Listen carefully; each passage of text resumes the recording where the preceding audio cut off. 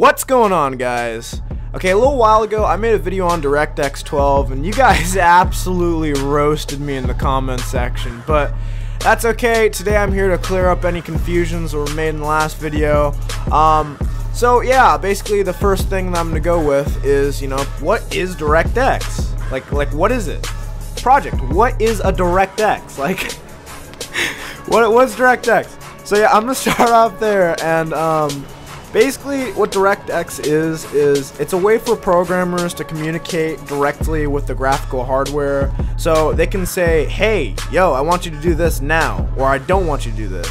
It's like when you it's like basically like teaching a dog, basically, like that whole on command thing, how you say sit, fetch, do that, do this. That is what DirectX is. It's a communication for programmers to communicate with their hardware. Specifically graphics, so graphical hardware. Now, originally DirectX was made by, well, obviously, it was made by Microsoft, and it was only supposed to be running, though, on their applications and all of their products. But over the years, it's become an industry standard, and that's why you see it in a lot of new games, and old games. The only alternative I can really think of is there's this other one called OpenGL.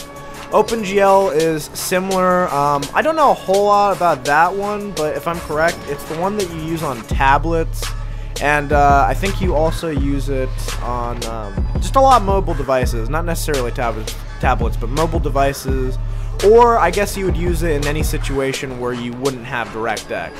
But that is beyond the point.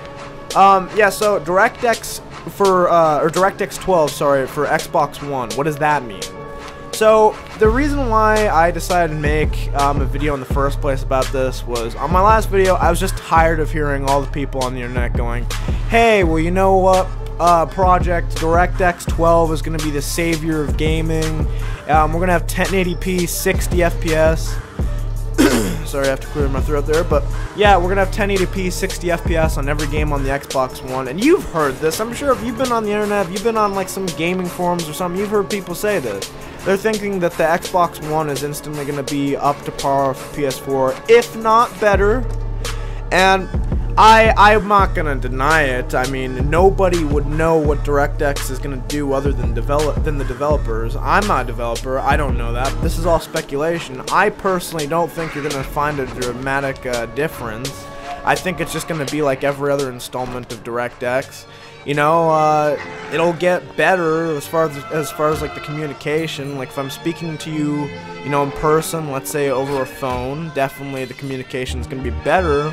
But it's not always perfect, and I just think that that's what it's going to be with DirectX 12. I think you're going to find a minor improvement, but I don't think it's going to be as big as Microsoft's. I think it was their little conference thingy or whatever they had going on E3. But it was like 2014 E3 where they demonstrated DirectX 12, and then they had like this demonstration where they had like a building falling or something. I'm gonna jump. I'm gonna jump cut right here, and I'm gonna actually play the clip. So what we have here is we have DX11 running unlocked, so it's using the full power of the system. The power graph on the bottom right shows the distribution of CPU power and GPU power in the system. So when we switch to DX12, DX12 CPU efficiency will kick in, and the blue region will actually shrink as the power is fed to the GPU.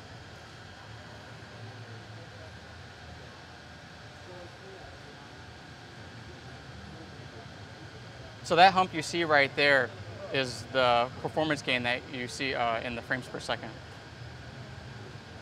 So we can go back to DX11 and you see the frame rate drop because of its CPU overhead. So there you go. I couldn't find the exact video I was looking for, but you can still see clearly in that video that they're basically doing exactly what I was saying. They're relieving off stress on the GPU because, again, DirectX communicates with graphical hardware, and that's just exactly what they did. They were able to squeeze out more performance out of the GPU without having to have the CPU do more calculations for the system and boost the FPS. And you guys saw the difference in the video was about 7 frames. So it is pretty remarkable, I think, but if your game isn't getting even like close to 30, your game is not going to run at 60 now. Same goes for if your game's at 40, but That's another thing I don't quite understand. I don't really know why it is, but why is it that with game developers, when they push out games on these systems, why does it only have to be at 60 now? That's something I don't quite get.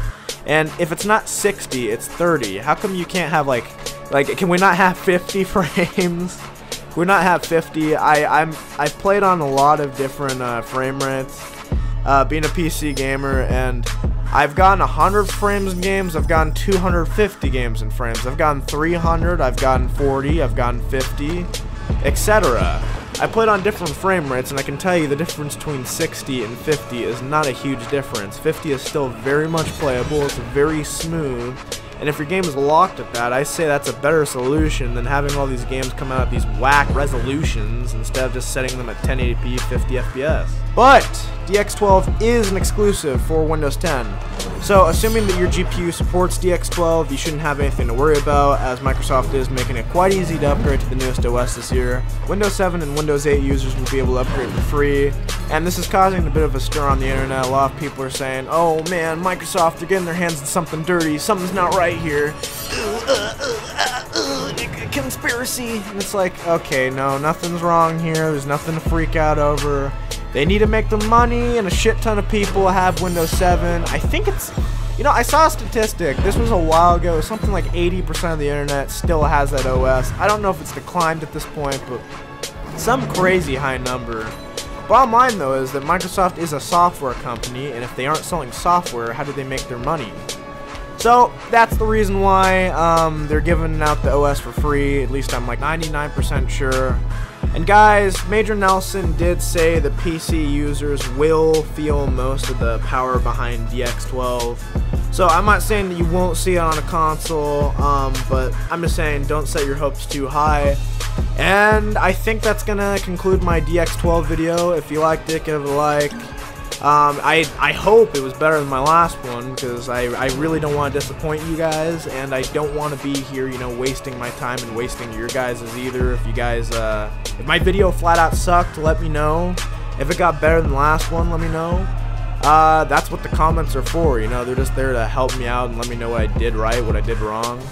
But you don't have to be super negative about it either. Like, I mean, telling me to go kill myself, that doesn't change anything, so you know, keep that in mind. There's some things to think about. And yeah, again, guys, you have anything that you want to ask me, anything you want me to do a video on, anything like that, just let me know.